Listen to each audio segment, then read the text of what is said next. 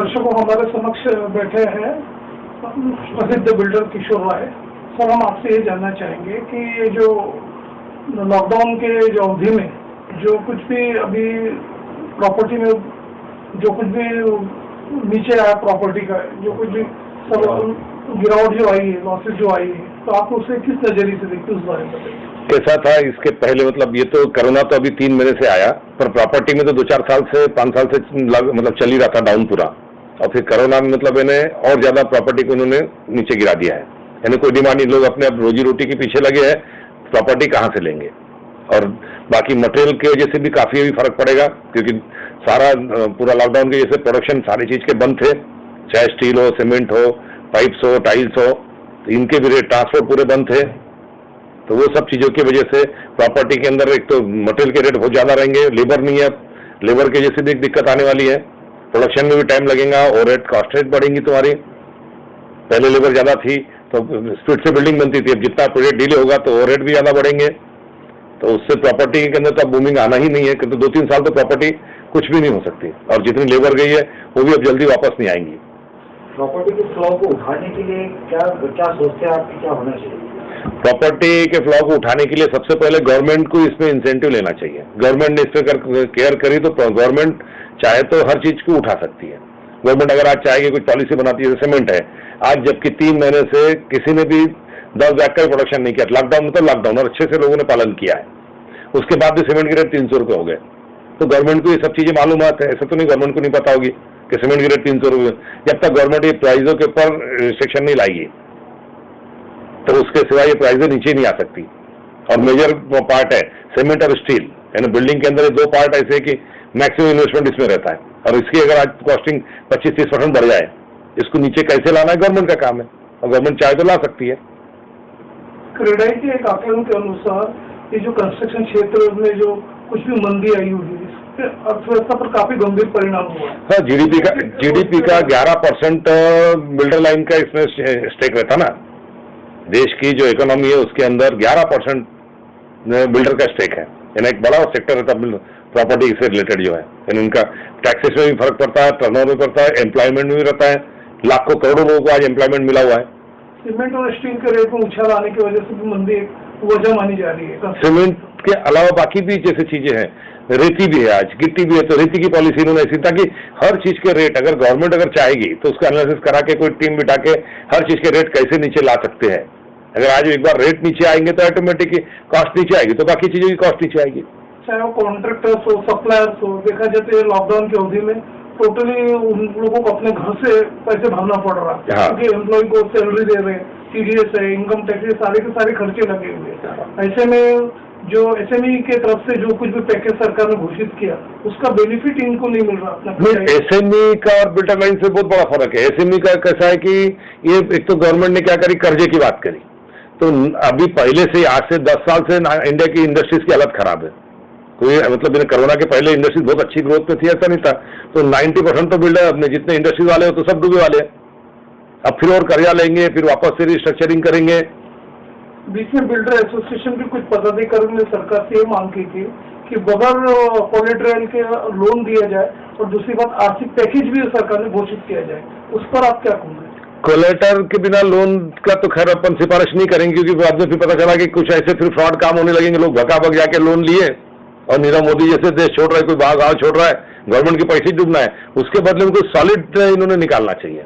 Solid ऐसा कि incentive दो तुम उसके अंदर, आज इनकम टैक्स के अंदर छूट दो उनको, रेडी करके रेट कम लाओ, स्टैम्प ड्यूटी फ्री कर दो। झारखंड के अंदर लेडीज के नाम से था, अभी इन्होंने चेंज किया गवर्नमेंट ने कि अगर लेडीज के नाम से फ्लैट रजिस्ट्री करते या प्लॉट रजिस्ट्री करते तो स्टैम्प ड्यूटी 1% थी। आज तुम डायरेक्ट पैसे देने से ज्यादा अच्छा है कि इसमें, ताकि गवर्नमेंट का कंट्रोल भी रहेगा और टर्नओवर होगा। बिल्डर लॉबी को ये लॉकडाउन के अंतर्गत खूब भारी मात्रा में नुकसान बताया जा रहा है, क्या कहेंगे इस बारे में कि नुकसान भरपाई कैसे होगी और इसका भरपाई कैसे की जाएगी?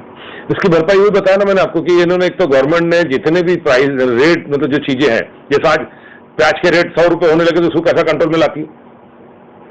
गवर्नमेंट ने कम लाई थी ना, जहां 100 रुपए के रेट आए चिल्ला चिल्ली मची, लोकसभा तक के बाद गए। सीमेंट के रेट 350 भी हो तो कभी उसको कोई केयर नहीं करता, सीमेंट के रेट क्यों बढ़ा रहे इतने? लोहे के रेट एकदम, जो रेट अभी यानी मार्च महीने के पहले फरवरी में लोहा 35-36 रुपए का था, वो लोहा एकदम 45 रुपए रेट आ गया, यानी 10 रुपए किलो का फर्क पड़ रहा है ना। कैसे? तो गवर्नमेंट ने उसके ऊपर जब तक रिस्ट्रिक्शन नहीं लाएंगी तब तक ये कुछ भी नहीं हो सकता।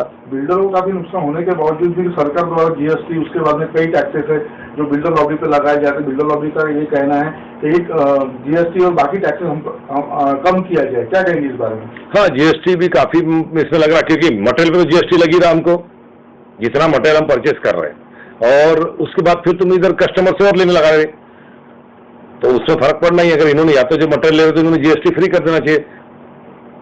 सरकार ने एक निर्बंध ये भी रखा है कि जितने भी जो भी फ्लैट्स हैं वो रेरा के अंतर्गत रजिस्ट्रेशन होना कंपलसरी है, अनिवार्य है। तो आप इस बारे में क्या कहोगे कि क्या उसकी कंडीशन को शिथिल होना चाहिए या नहीं? रेरा में रजिस्ट्रेशन करने से कोई प्रॉब्लम नहीं है, सिर्फ कैसा है कंडीशन उसमें जो तुमने डाले उसका भी, क्योंकि जो G9 बिल्डर है उसको रेरा से कभी प्रॉब्लम नहीं आने वाली है। जिसको फ्रॉड ही करना है तो फिर उसको तो प्रॉब्लम आनी है।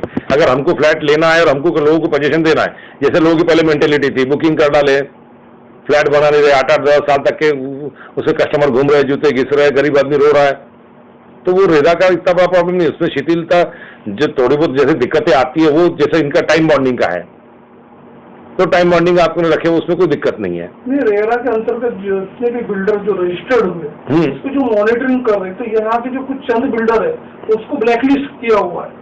नहीं तो कैसा है, इसलिए कि अगर तुमने उनका प्रॉपरली नहीं किया, देखिए जैसे अगर 3 साल का तुम्हारे को मॉनिटरिंग पीरियड मिल रहा है, अब वो 5 साल स्कीम को लगाएंगे, 7 साल लगाएंगे। अच्छा, कस्टमर भी जो ले रहा है तो कुछ सोच के ले रहा है ना, पैसे लगा रहे हैं आज, तो उसको अगर 3 साल में पोजीशन दो ना, उसको नहीं दे रहे तो उसके ऊपर वो करो, ये सब पे फर्क नहीं पड़ना है उसको।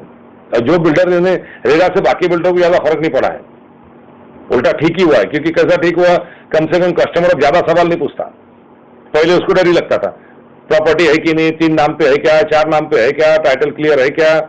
अब कैसा रेरा रजिस्ट्रेशन का सर्टिफिकेट दिखाए तो उसका आधा सेटिस्फेक्शन हो जाता है उसका कि नहीं भाई प्रॉपर्टी प्रॉपर है करके। मेट्रो रूट पे जो सरकार ने जो FCI पे कुछ शुल्क ले रहा है, अधिशुल्क FSI, हाँ, FSI पे, तो आपके हिसाब से वो जायज है क्या? नहीं, उसमें भी बहुत ज्यादा रेट है इनके, यानी उसमें कैसा हो रहा है कि ये जो शुल्क ले रहे हैं उसमें कुछ मीटर वाइज लेना चाहिए, 200-200 रुपए मीटर के हिसाब से तुम बिल्डिंग, ये क्या कर रहे, रेडी रेकनर के रेट के हिसाब से ले रहे हो, तो वो कैसा प्रॉपर्टी खरीदी जैसा ही हो रहा ना।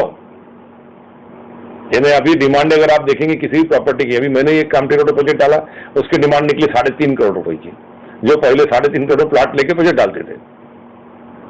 यानी कोई भी अभी डिमांड है 5-10 करोड़ की, अभी बीच में देखा था कोई जाके डिमांड ऐसी विक्की की कितनी दिखा रहे, 24-25 करोड़ की डिमांड दिख रही थी उसकी, 20 करोड़ की डिमांड।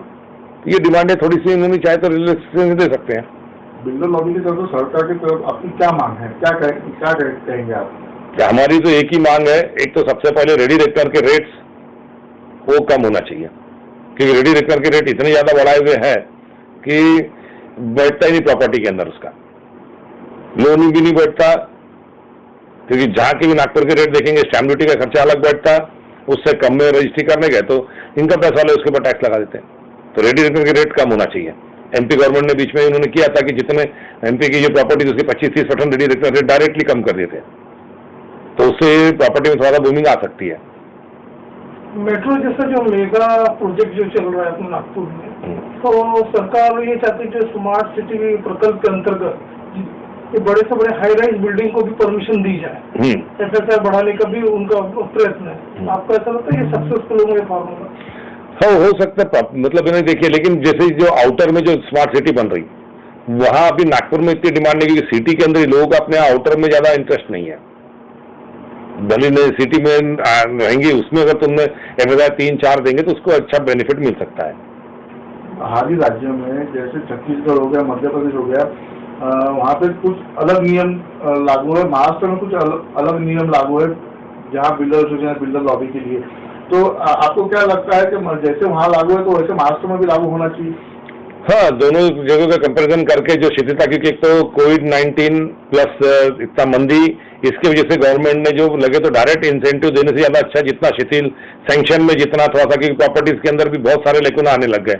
पहले ऐसा था प्लॉट लिए मतलब सैंक्शन होता था, अब ऐसा हो रहा है कि प्लॉट लेने का सैंक्शन की गारंटी नहीं है, क्योंकि गवर्नमेंट के इतने ज्यादा कायदे स्ट्रिक्ट करके रखिए अभी कि सैंक्शन में कोई भी बिल्डिंग आज मगर तुम टाउन प्लानिंग में देखेंगे 4-6 महीने के पहले कोई प्रॉपर्टी सैंक्शन नहीं हो सकती आपकी। किशोर राय उद्योग builders and developers private limited का MD हूँ।